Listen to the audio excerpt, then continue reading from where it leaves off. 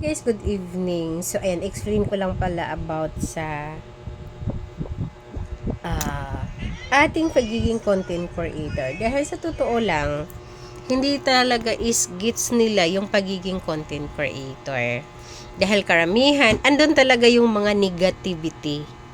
Ayan. So, hindi mo talaga makukuha yung positivity nila kung Sobrang hindi ka Latina. magiging positive. So, ang gagawin mo lang is always positive ka lang. Ayan.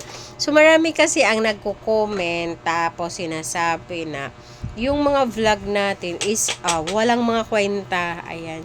Pero sa totoo lang, guys, ang mas napapansin ng mga tao ay yung mga nakakatawang vlog. Yun po, talaga ang pinaka-the best na napapansin sa social media. Alam ba kung bakit? Dahil ang karamihan sa atin ngayon ay mga stressful na sa mga job nila. Stressful na sa trabaho nila araw-araw. So, ang hinahanap talaga nila is yung kahit papaano ay sumaya sila. Dahil ang karamihan ay umiiwas na sa mga stressful na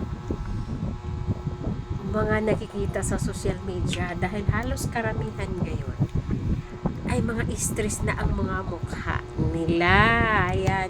Dahil sa araw-araw nating ginagawa ba pa naman. So, ayun guys. So, kaya mas napapansin talaga ang mga nakakatawa.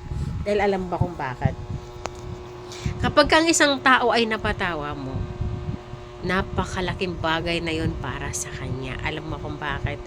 Dahil napatawa mo siya, so it means na wala yung stress sa katawan ng isang tao.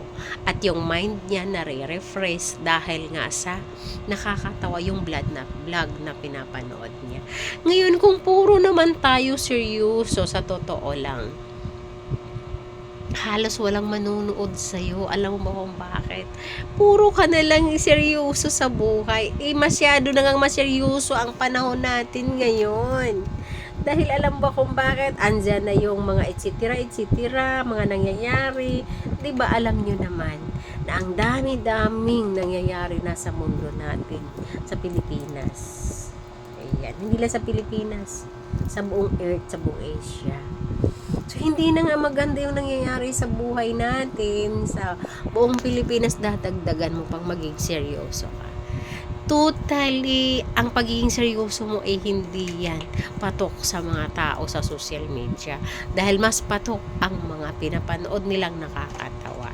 Kaya guys, sa totoo lang, kung ang ating mga videos ay mga nakakatawa, mas related yan dito sa social media at mas mahal yan ng mga tao dahil ang pagtatawa o nakakatawa mong mga vlog is ayan sa napapansin talaga sa social media and mas patok dahil nakakatawa. Kahit ako, kapag stress ako, naghahanap ako ng mga positivity, nakakatawa.